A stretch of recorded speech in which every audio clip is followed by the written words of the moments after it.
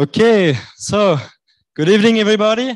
So glad to see you here. Welcome to this third edition of the Sustainability 101 series.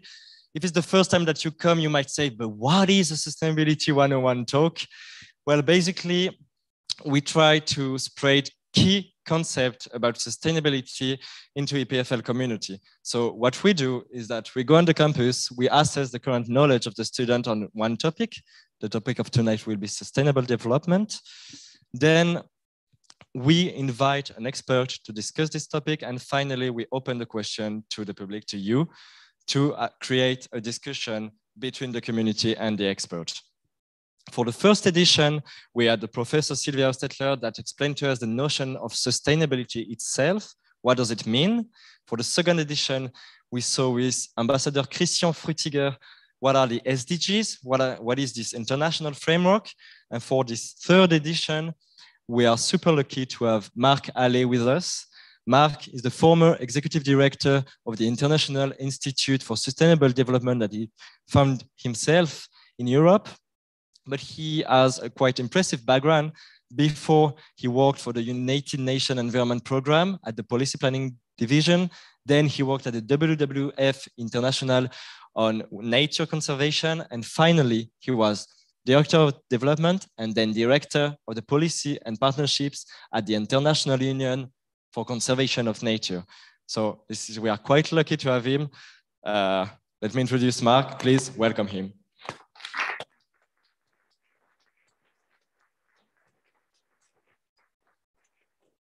Thank you, and good evening. Thanks for that warm welcome. I'm very happy to be here. It's a topic that's very, very close to my heart. I've worked on sustainable development since it was invented in 1987. I'm glad that Sylvie Hostetler gave you an introduction to the topic, so I don't need to dwell on it. I would really like to talk less about the past and more about the future. So I'll give just a brief introduction of why I think sustainable development is an extremely compelling concept. And then I will move to looking at COP26 as a kind of recent example, but more, not so much to judge what happened there, but more to discuss how you actually think about an event like that. How do you judge it? How do you react to it? How do you sift through the press coverage of it and come to an opinion on it? Because I think that's very important. But then I'd like to use the rest of my talk to actually talk about what I think needs to happen and where we need to go. So right throughout my career, I've been told, sustainable development, very complicated concept. There's no clear accepted definition of it. We need to work more on the scientific model and all that. Actually, I think sustainable development is one of the most simple concepts out there in the public. What it said in 1987, the definition was development that meets the needs of present generations without compromising the needs of future generations to meet their own needs, the opportunity for future generations to meet their own needs. In other words, development should stay within limits that don't tax the future.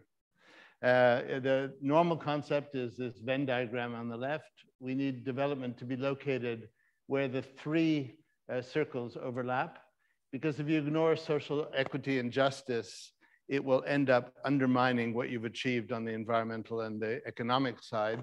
If you don't have a robust economy, you will not be able to take care of the growing populations. And if you ignore the environment, it will undermine the very achievements that you manage in the other areas. So you need to locate development in that area of overlap, or else you will include the seeds of its own destruction in the very actions that you take. More recently, there's a much more attractive concept, which is Kate Raworth's donut, which says that the environment provides a sort of outer limit, planetary boundaries beyond which you cannot go without causing destruction. But if you don't do that on the basis of an equitable social foundation, you will not be able to succeed in what you're trying to do. And therefore, development has to be located in this green band called the safe and just space for humanity. based on an inclusive form of development that stays within the boundaries that the planet imposes on us. Sorry. So if I look back at the years between 87 and the present, I say that the sustainable development, to me, was such an obvious concept. The alternative to sustainable development is unsustainable development. Why would anybody want that? And so we labored at it, and we realized that, in fact, it's much more complex to deliver simply because of the way human society is organized. So we take the example of COP26. It's just taken place in Glasgow. The press coverage, if you like, started by saying, oh, there's great hopes. This is the last chance. We really must deliver on this. And then a series of very optimistic statements about agreements that have been made. And then a bit of a fallback when they said, well, actually, there are an awful lot of things that haven't been properly addressed. And even those that were addressed may not be quite as clear, may not be such positive achievements as we thought.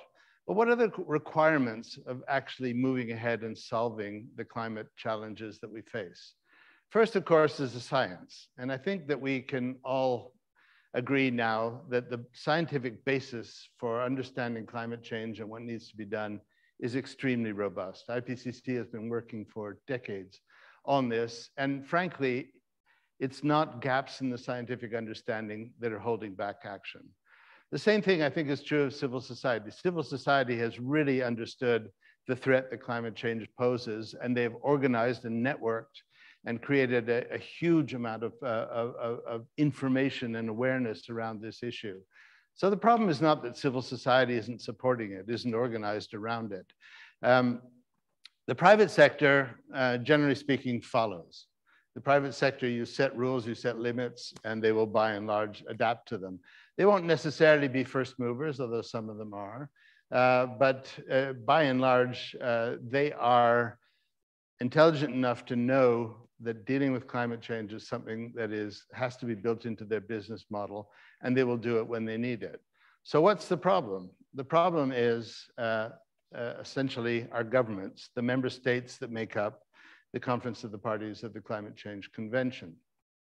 Now, if you look at, it's very easy to be cynical and say, oh, COP was a failure, COP didn't work, we really haven't solved the problem at all, we have to try other means, or we have to try again. I think it's important to realize, first of all, that the COP process is necessary. If we don't have an international regulatory framework, if we don't have a set of agreements and commitments, we really are not going to move forward on this. And of course, in any COP, particularly one with such a buildup, there are things that happen. We do take a step forward. I think the forest declaration is an important one, although Indonesia backed out of it at the last moment. The methane agreement, which includes most of the main methane producing countries, is a big step in the right direction, and it's been worked on for decades. I think we are getting closer to the financial pledge of reaching $100 billion a year for adaptation and mitigation in the developing countries. And we have locked in 1.5 degrees as the formal goal. It's not 2 degrees and 1.5 if we can do it. It's now the clear goal. So much came together at Glasgow that wouldn't have come together otherwise. So you have all sorts of movements, all sorts of agreements, private sector, multilateral development banks. And COP26 provided a point where you could bring that to a close. And so it's a huge incentive for governments and private sector and civil society to address the question. And if you just look at what happened in the G7 and G20 on climate change, it happened in large part because they had to deliver for Glasgow. We're starting to be serious about governance for environment and realizing that we need to find an adequate balance between private profit and advancing the public good. So there's a change of thinking of climate change as a scientific problem, as a technical problem, to realizing it's actually a problem of governance. And I think that there's a beginning of a significant shift in civil society attitude, whereas before they went there, they marched, they put on pressure, they put on side events. And now they're beginning to say, if we don't come up with an alternative to the pace and scale, then we are simply not going to succeed.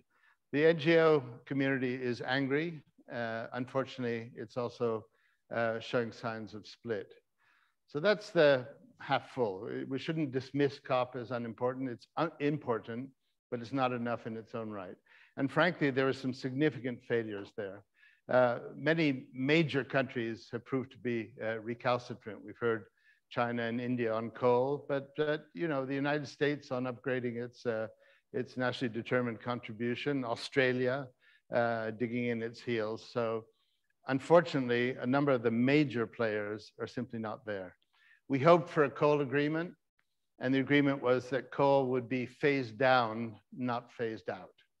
And so the worst possible polluter, the worst of the fossil fuels, a major contributor to climate change, and we can't even agree that now, finally, we have to take action. And of course, all of the issues that regard justice for the global South were largely ignored. We didn't make any progress on them. So now it's still in a political atmosphere where the South says, nobody really cares about our issues. Why should we step forward and make efforts of our own if the big countries are not going to be there? And the most important thing, and the most important reason why I think the cup is half empty, is because what we're dealing with here are not commitments. They're announced as commitments, but actually they're promises. And if we remember Paris, remember the end of the Paris COP in 2015, when everybody was falling all over themselves and hugging and kissing and congratulating themselves at what they had achieved. And it was an important achievement. Every single year since Paris, global emissions have increased. And many of the things that people promised to do in Paris through their own nationally determined contributions or more multilaterally have not been done. So we have to distinguish between the reality, which is what's actually achieved, and the promise, which is very often a political statement that people quickly forget about. So what can we say about COP26 in the balance? One, I would say that it was a diplomatic success with disappointing substantive outcomes. It's clear that we are advancing in the right direction, but we're advancing at a pace and scale that are wholly inadequate, wholly inadequate. In other words, we are not turning the ship around yet. My friend and colleague, Oren Young, who's a professor of environmental governance, said that there are two tests that should be applied to major environmental problems. The first is the response at the dimension of the problem? In other words, we have a big problem, do we have a big response? And the second is the response keeping up with the pace at which the problem evolves? And if you think of both of those, if you apply both of those tests, we have to admit that we're falling behind, that our response is inadequate given the scale of the problem, and it's not evolving fast enough to keep pace with the current trends. So back to how do we think about it? And getting on to the title of my talk, which is, so now what? We have to think of inaction as a deliberate choice of the worst option. So Naomi Klein, a Canadian writer, said, it's very simple. We can either go on using coal or we can achieve a 2-degree ceiling, but not both. And if she's right, what this means is that if you're wedded to a 2-degree ceiling, or now 1.5-degree ceiling, it is incumbent on us to put an end to the coal industry. And saying, well, yeah, we really need to make efforts to cut down coal. What you're doing, in fact, is sacrificing any real opportunity of reaching the 1.5 goal. And so the choice is to put that, I mean, the priority is to put those clear and dramatic choices in front of our decision makers. And that, I think, is going to require a whole slew of action across a very large spectrum of players. We tend to think that the choice is, well, let's go to COP27 and see whether we can achieve what we didn't achieve in COP26. or let's go out and lie on a bridge and block the traffic and really bring attention to it. But those are two extremes of action, both of which are valid, both of which are legitimate, but there's a huge amount that you can do in between. What we need is to move to the point where the whole system begins to shift. We're still pushing that rock up the hill, and we need to get to the point where it goes on its own momentum. And that means understanding why it is that our governments are betraying us. Why is it that our governments are not moving at the pace that the vast majority of the voting populations would like them to do? And that means you have to understand electoral calculus. It's really quite simple. Most politicians, I don't think this is an oversimplification, most politicians are focused on one thing, which is election or re-election if they're already in parliament. And they do what it takes to be elected. We need to get to the point where acting seriously on climate change determines whether they are elected or not. We need to ensure that the special interests that are, whether it's fossil fuel lobbies or others, that are putting pressure on them and in a sense influencing the electoral calculus are not determining their policy positions. We need to get to the point where the voice calling for climate change or biodiversity action is louder and stronger than the interests that are limiting action right now. We all know that politicians are terrified of not being reelected, and therefore they have a tendency to fear short-term sacrifices that are asked of the people, and therefore what they do is to borrow forward. They push the problem down the road. They kick the can down the road to the point where they're no longer in parliament and don't have to worry about it. So what do we do about this? I think, as I said, we need to mobilize so that the voice calling for climate change is determinant in the electoral calculus. And we need to realize that it's happened before, we've done it before. There used to be heavy use of slave labor across many parts of the world. We managed to get rid of it. That was an enormous campaign. It came to a tipping point. Slavery ended over a period of, in most parts of the world, over a period of 2 decades. We have done the same thing with child labor. On a much smaller scale, when I grew up, everybody in this room would have been smoking cigarettes. They smoked in trams and cinemas and elsewhere. And when I started campaigning against it, people told me, don't bother. All of our politicians are in the pockets of the tobacco lobbies, so you're wasting your time. And for a long time, nothing happened. And then it happened very quickly. So that now there's a new social norm that says that smoking in public is just unacceptable. We need a new social norm that says that any company that destroys the nature or destroys ecosystems or destroys the climate in the course of their activity is simply unacceptable. It's pariah behavior. We need to get out there and draw some red lines saying, this is our world. We're inheriting it from you. We simply don't accept that you go over this. So that Greta Thunberg and her movement, the Extinction Rebellion, I don't know if any of you have read The Ministry for the Future, but it's a book where activist NGOs go out and start assassinating CEOs of polluting companies. Now, I wouldn't call for that, but I think we do need to get to the point where we are establishing a new social norm of what's acceptable and what is not. We need to greatly multiply the actions that we take, greatly. And we need to do it in a way that disrupts normal activity, that calls attention to the fact that this bank or this company are supporting fossil fuels.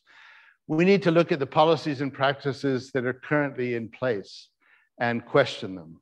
So that if a bank is making a claim about their climate footprint, we go in and test it and expose it if it's greenwashing. That we go to countries that are subsidizing fossil fuels and saying, you are spending public money in a way that gives an incentive to prefer the very fuels we want to get rid of over the alternatives that are there. Right now, we're trying to raise $100 billion a year for the Green Climate Fund. We're spending $500 billion a year of taxpayer money in subsidizing fossil fuels, in ensuring that the use of fossil fuels continues. That's the kind of thing that we have to attack. And I would say that we have to do this at every level. People often ask me, well, you know, I turn off the lights when I leave the room and I turn off the water when I'm brushing my teeth. You know, great. There's a lot that we can do at the individual level just to practice the world that we want to live in. But then it goes right through to the sort of COP and the multilateral level, but at every level, at the level of your community, at the level of your university, at the level of your canton, at the level of the country, in networks that span across the world, in areas that are specific and technical, you can make a difference. And we need to do all of those. It isn't one or the other. It's not COP26 or Extinction Rebellion. We need to multiply the activities right across. And then we need to use every tool that's available. There's a huge development now in using legal action, litigation, to challenge countries that are not behaving as they should. A Dutch NGO called Urgenda took the Dutch government to court over the fact that their climate plan didn't meet the requirements of the Dutch climate law, and they won. And the Dutch government had to go back and revise it. There's a huge development in this notion of rights of nature or basic rights to a clean environment, basic rights to a stable climate. And that's developing. The ecocide is coming in, is being examined as a possible part of the Rome Statute, which means that it could be taken to the International Court of Justice for action. We have, you know, if right now you open a mine and pollute a river, then you as the mining company are liable. We're trying to extend that liability to those who fund the mining company so that they take into account much more due diligence. The British government is looking at a law on due diligence that would require companies to guarantee and certify that there is no deforestation involved in any of their value chains. And I could go on for hours giving you an example of the kinds of things that can be done.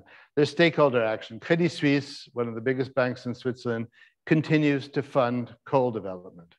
Why aren't we out there? So, you know, of course, activists were out there and got arrested and fined, but why aren't we making more of the fact that a major Swiss institution continues to undermine the climate at a time when we all know that this is fatal?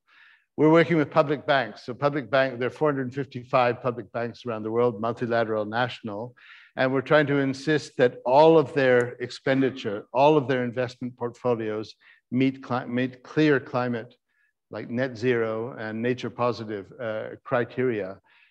We own those banks. We as governments own them. The voters, the taxpayers in our countries own these banks. And if you take the biggest ones, like the World Bank and others, it's the European and North American countries that actually provide most of their capital. So there's a huge leverage that's possible there. We need to work on divestment. The Norwegian Sovereign Wealth Fund has divested of all coal. They divested any investment in companies that depend for more than 30% of their income on coal. We need to go to our pension funds and our insurances and remember that they're not just a mechanism to pay out a monthly payment to you or to cover your risk. They're major institutional investors. Pension funds invest trillions of dollars. And we need to insist that those trillions of dollars are invested in a way that guarantees us to arrive at net zero and nature positive within a short space of time. I think there's an enormous scope for technological development, for use of technology, for gamification, for tokenization, for disintermediation. You can crowdfund through technology in ways that completely bypass the traditional financial institutions and support the things that you want to support. In China, Ant Financial has 500 million clients signed up to an app where you set your carbon footprint, your personal carbon footprint through your purchases on web platforms and pledge to reduce it. And as you reduce it, a tree appears on your app And at the end of it, Ant Financial will actually plant a physical tree in China. 500 million people are signed up to this and active on it, and it doesn't involve any government or any classical financial institution. But I think it's also important that we build a new narrative, and I'll come back to this maybe in the discussion. Right now, our narrative is catastrophic.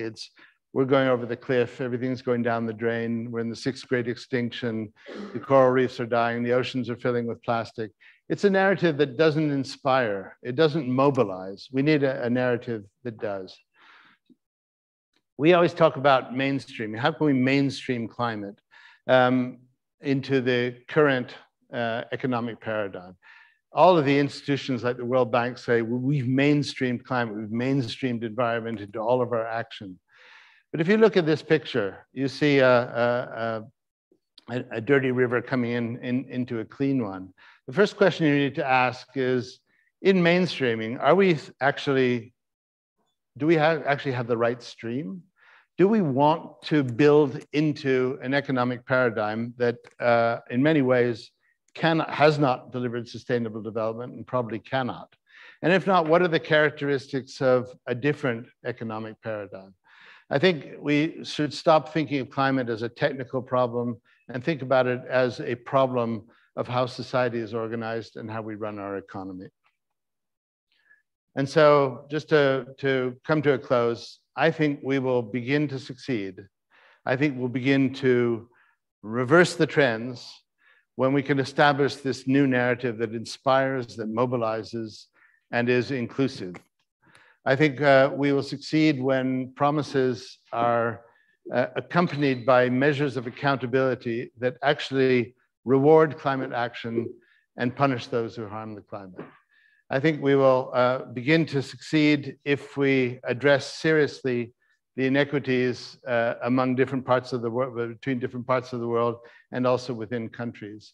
And I think that we will succeed if we've turned the climate transition into a non-negotiable obligation for all, so that net zero by a given date not too far away must be an obligation for access to credit. It must be an obligation for the social license to operate for any company, for any government. And I think that mobilization can help us get there. And if you just want to look at how we have addressed certain problems, I'm not saying we've addressed them well, but I remember just a few years ago when raising $100 billion was considered absolutely impossible. And then the COVID pandemic came and governments mobilized and money was made available. So I think that when we get to the point of understanding that something is urgent, like COVID, then the means for action are there and the funds are there. And I think that we have so far not yet really embedded the urgency of climate action in what we do. So with that, I will close, and I think we go on to questions. Yes, but first, thank you very much.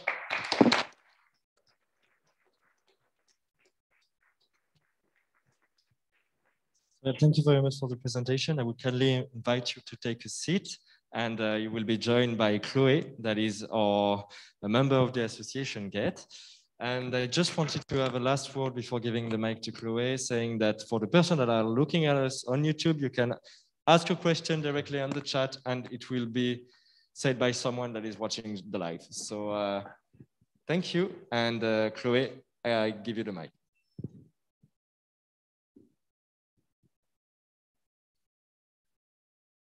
Okay, so thank you very much. It was really a nice presentation. So as we said earlier, to organize this presentation, we also did a vox pop on the campus to evaluate what was known about sustainability among students. And there was a first question that popped up, and so we're gonna see. Comment est-ce que vous trouvez que le développement durable a évolué ces 30 dernières années? So just to translate for people not speaking French, how do you feel sustainable development evolved during the past 30 years?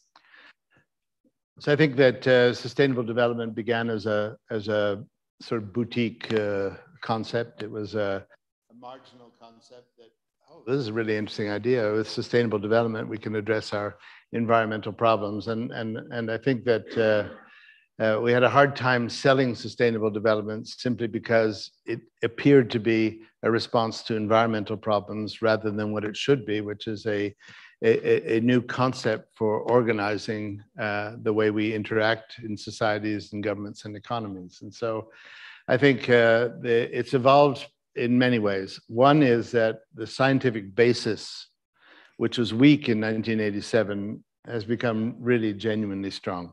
The work of IPCC is, I think it's fair to say, the single greatest and most thorough scientific enterprise in the history of humanity.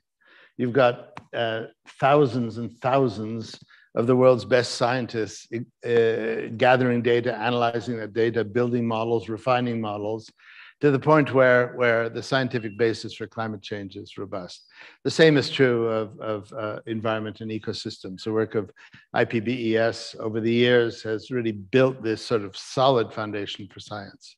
So I think we have achieved a level of scientific robustness that means that arguments against sustainable development on scientific grounds are no longer very creditable. What I think is happened most, though, is the sort of political adoption of sustainable development as a legitimate goal for humanity. What we're falling behind on is actually bringing that into practice. Okay, thank you. And talking about that, we had a question about talking about democracy. Some people say that it may be a barrier because some people don't, are climato-sceptic, for instance. And so this will be a barrier because of the majority of people don't want to change their way of life. And others think that a direct democracy is our only way out. So what will you tell us about this? I think it was Winston Churchill who said that democracy is the worst system of government on the planet, except for all the others.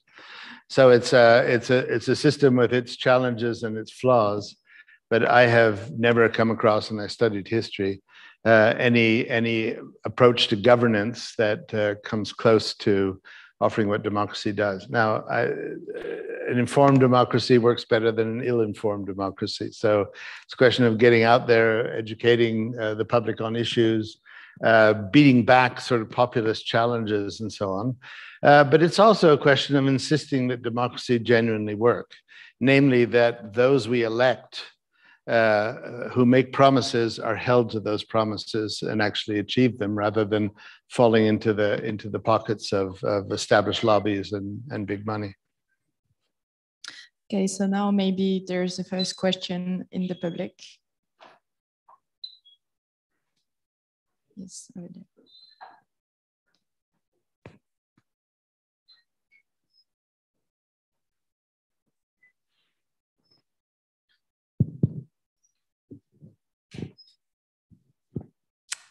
Hello, thanks very much for the excellent presentation. My question is on the economic model point. So we all know it's the linear growth model that is actually leading to this trajectory of unsustainable development. But how well known is Kate Raworth's solution now among the, let's say, non-sustainability community? And is this model also becoming a bit more mainstream? Is there hope for the rethink? And one last part, there was a prominent statement from Christiane Figueres, even it was about a year or two ago, where she said, we don't have time to change the system. We have to implement everything possible to change the direction of travel. But there's a conundrum there because on the one hand, we see that we need to change the system, but we have to act quickly and the system is not yet understood or the change needed. So that was about 3 questions. Apologies. Yeah, so on the last one, we have a tendency to think in terms of either or. Should we do this or that? Actually, it's both and. We have to do everything. And we have to do it fast and we have to do it together. So if your inclination is to work at the level of the commune you live in, go ahead, do it, push that way. If you want to get to COP27 in Sharm el Sheikh and lobby, go ahead, do that. I mean, we need to do all of that. All of that. Now, the economic paradigm, you're right, we don't have time to sit around and design a nice new one and try and convince people to put it into place. What we, I think, do have to realize is that the present neoliberal economic paradigm was based on throwing open the world economy so that vast amounts of wealth could be generated. And the wealth that was generated would give us the means to address the problems that we have now, but also those that result from that rapid economic model. What we discovered over 30 years is that actually that's not what happens. A great deal of wealth is generated, but it is not distributed. It leads to the undermining of democracy. It leads to greater power on the part of those, the 1% or whatever you want to call it, that have very substantial political power.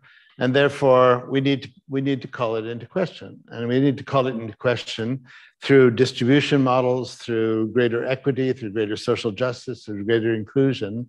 And we can build that in. I mean, if you like, the social democratic model that prevailed in Europe, Northern Europe for a long time, is probably the closest we come to something that is not a complete disruption, but that nevertheless provides a decent balance between the pursuit of private profit and the defense of public good.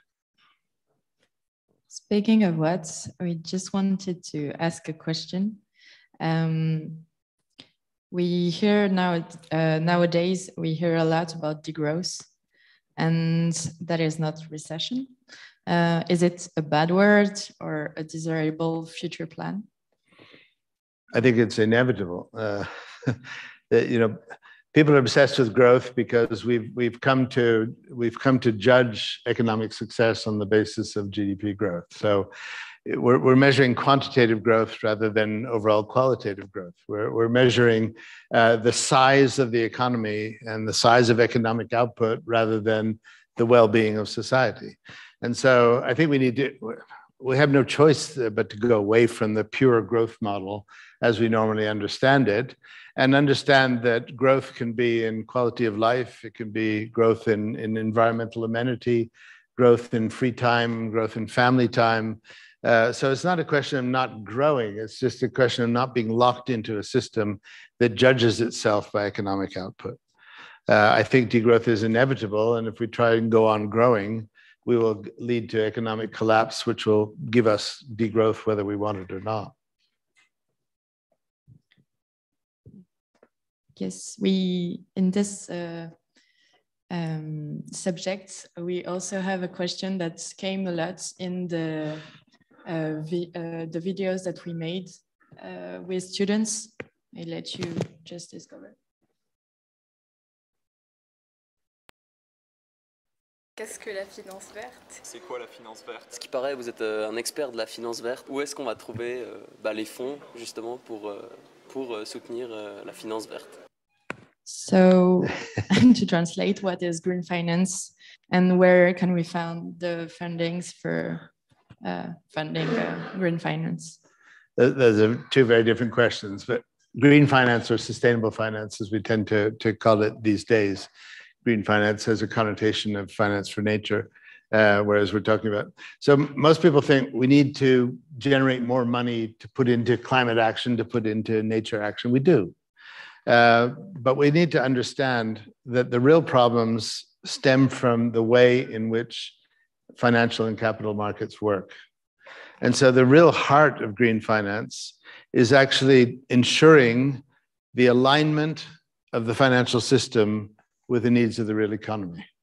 Over the past 10 or 20 years, finance has gotten divorced from the real economy.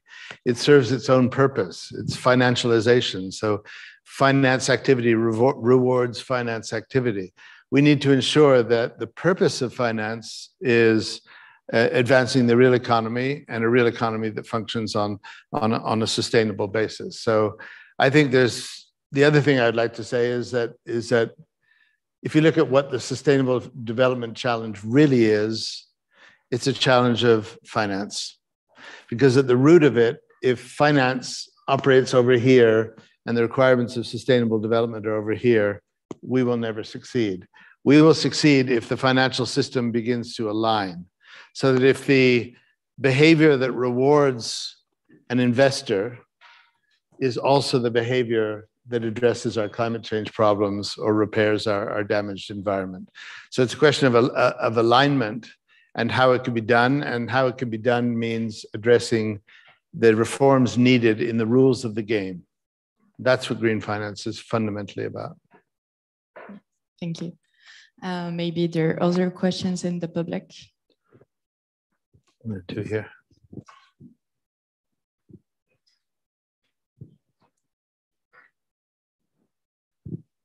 Thank you, and thank you very much for the presentation. It is really interesting indeed. The question I wanted to ask you is, do you think that at one point actually money can truly represent the costs of all the environmental and biodiversity costs that we put on the planet and nowadays are not accounted for? So there's huge developments in methodologies that enable us to take, say, natural capital into account, right? The basic problem is this, that if you're an investor, you're a bank, you're a company, you're offered the following choice. Do you want to pay for these externalities or do you want to get them free? And the problem is that, you know, from a business point of view, getting them free is always going to win. So it will only happen when economic activity, corporate activity is bound within a certain number of constraints. I mentioned two: net zero, nature positive.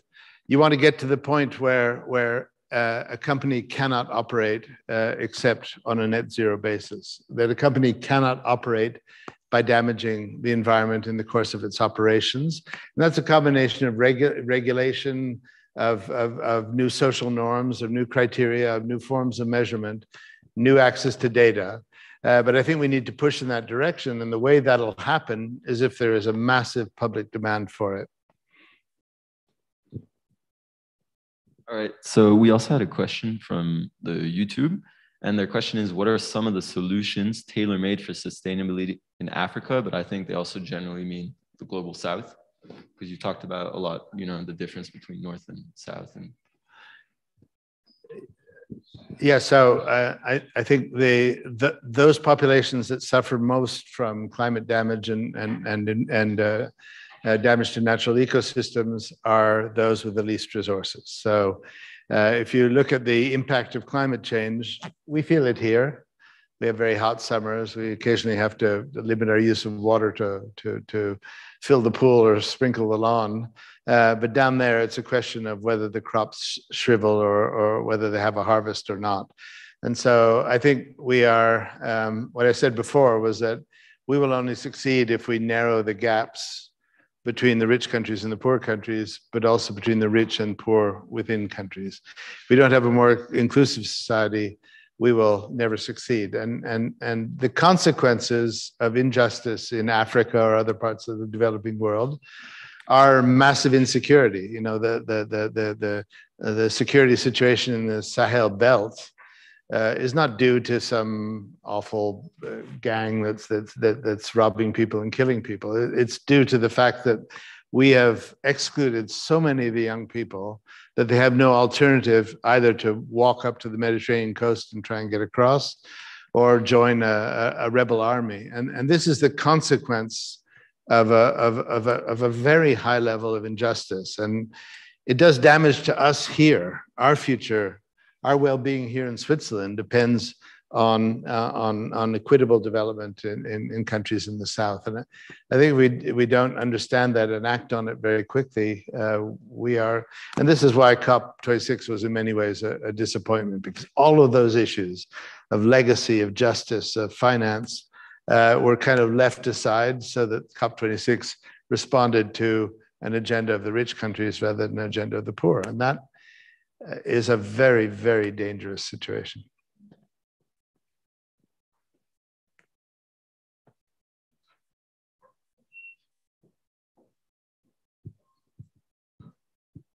Thank you. I have a question about, you talked a lot between COP26 and Extinction Rebellion. And I agree with you, we need the most people we can together, working together. But sometimes I have the feeling like between ourselves, we don't agree with the solutions, maybe with the economic projects we will build together. So how these internal conflicts sometimes will impact the solution and maybe slow us down.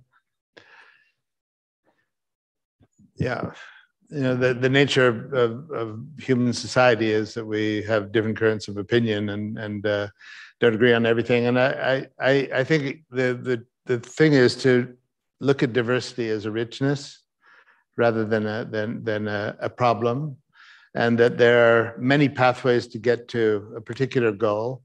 People have different things to offer. Some people have tech solutions. Some people have the ability and the willingness to give of their time to support a movement.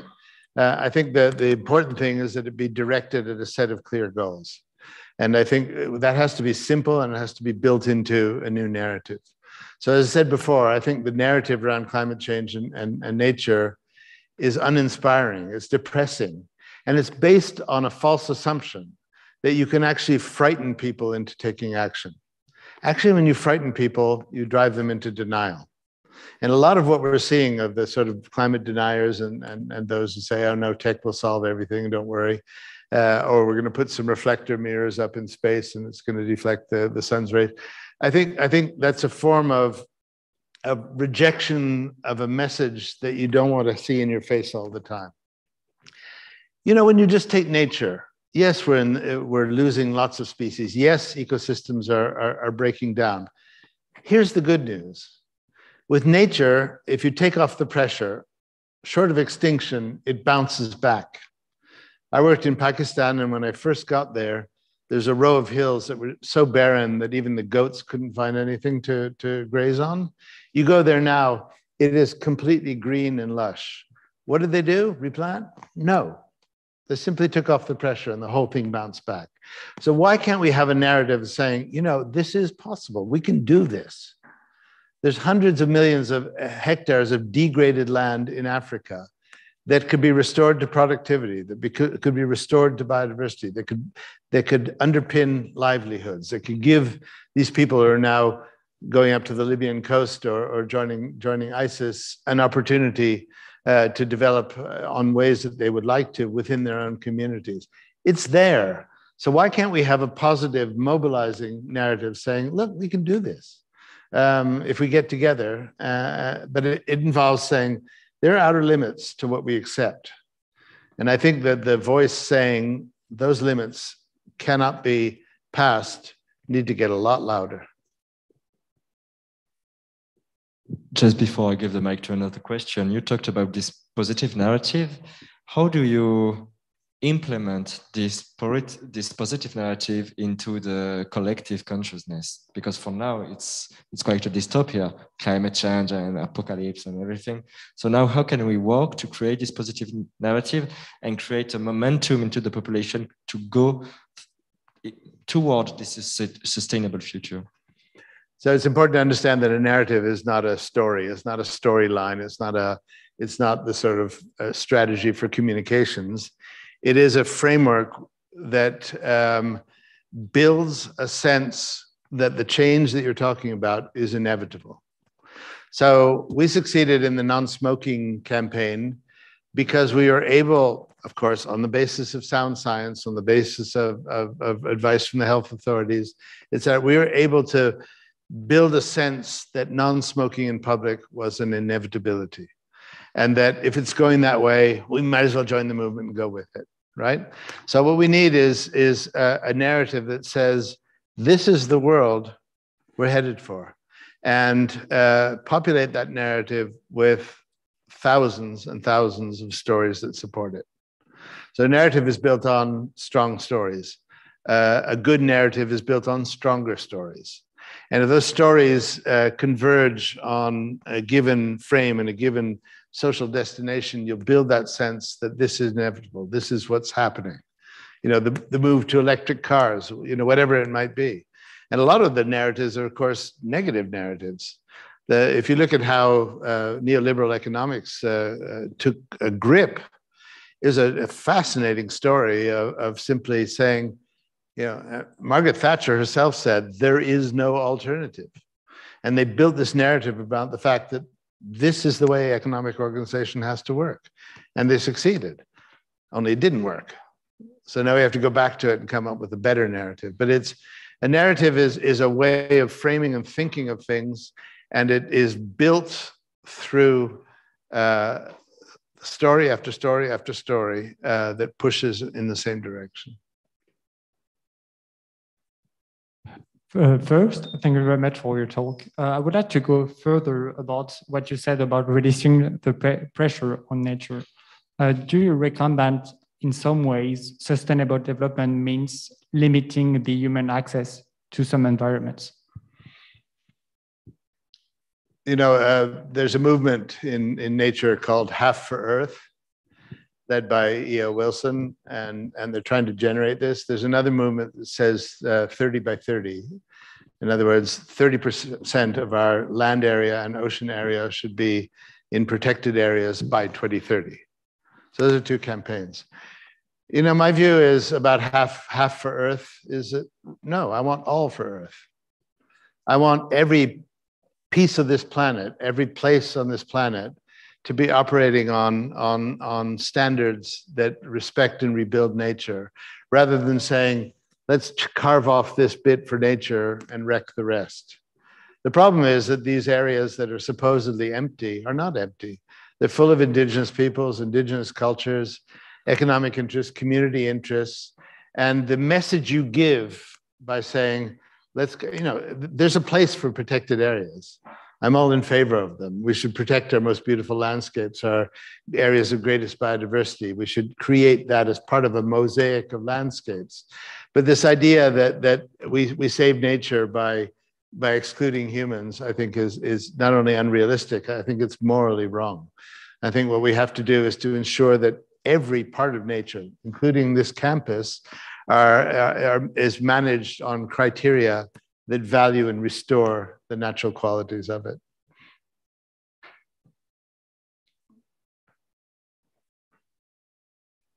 Okay, I think we have a question on YouTube. All right, so one more question. China has a lot of influence in Africa regarding trade, goods, construction, and mining. Is China active on sustainability? And how do you recommend Africans get China involved? So China is an enormous economy. I don't know whether you know this, but two of the Chinese public banks are many times bigger than the World Bank. So the Chinese Development Bank, the Chinese Agricultural Development Bank are both 10 times larger than the World Bank in terms of capital. So China is a massive economic powerhouse. I think you need to look at China in two different ways. The first is what they've done in their own country. And the progress on key environmental criteria in a period when they were growing massively at 13, 14% a year is absolutely extraordinary. I first went to China in 1980, and I've been there 48 times since. And I have watched China, cities that you couldn't walk around in, that become clean and green. They have air pollution problems, they have problems linked to economic activity, but China has probably made more progress on basic environmental indicators than any other country in the world over the past 2 decades. There's a long way to go, but China has decided to become a champion of nature. Now, Chinese action abroad is kind of also to be looked at in 2 ways. One is the private company, the genuinely private companies, and they tend to move to international standards simply because not doing so, they risk losing their license to operate. So, a Chinese mining company that doesn't respect basic international standards on mining, how you treat your workers, how you deal with pollution, won't have a chance. The problem is the state-owned enterprises, which is a huge sector in China, and they are slow, if you like, to adapt to the requirements of international standards. But they too see the writing on the wall. They know that net zero is coming. They know that nature positive is coming. And they, if anything, China is extremely good at adapting quickly when the reality changes. So yeah, China is a problem. They behave very badly in Africa. But the country I was born in, the United States, has behaved very badly in Africa. France has behaved very badly in Africa. Britain has. I think China doesn't have the exclusive on sort of mistreating African countries.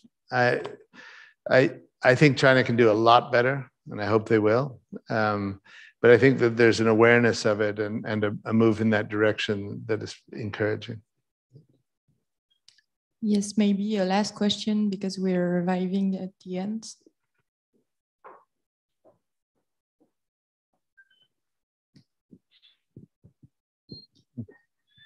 Thank you for your presentation. I just wanted to add on to the last conversation we were having.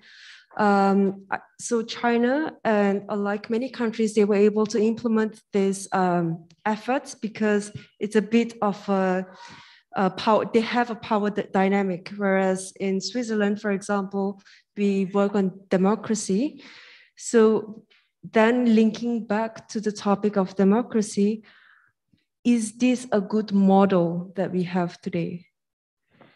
Yeah, I don't think there's a single model that applies to all countries, and the model of governance tends to be a result of history and culture and circumstance. So, I'm a Swiss citizen. I like the Swiss system. I think it's really difficult to export the Swiss system to other countries with different cultures. I'd say the same thing about China. China's got a very long history. And a long history of really being at the top of civilization, of innovation, of invention, and so on. It's also a very large country. A large country with a great deal of homogeneity within the society. So how you govern China is a completely different challenge from how you govern, Costa Rica or Switzerland or France. So what would I say about the Chinese governance system? I think the fact that you have a central power that has considerable authority to ensure implementation of its directives is a good thing when those directives are good. It's not such a good thing when those directives are more questionable. I also know China well enough to know that within the system, there's a huge level of analysis and a huge level of debate. And so I worked with the Development Research Center of the State Council, which examines new issues to provide advice to the State Council, essentially the cabinet of China, on how they should deal with issues. And I know that a huge amount of really objective and open-minded research goes into that. Then it goes into the system, and the system will make a decision and communicate that decision. Is it better? Is it worse? I don't know. I like the openness and democracy we have here in Switzerland. It wouldn't work in China. So I think each country has to find its own way. There's some basic principles of defense of the public good and defense of the rights of future generations that I care very solidly about. But for the rest, the Chinese system will evolve just like all of our systems have evolved. Thank you very much.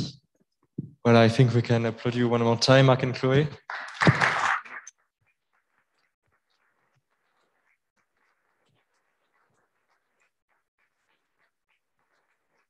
Mark, to express our gratitude, we would like to give you a little gift, actually also to do the promotion to a company that is friend of us.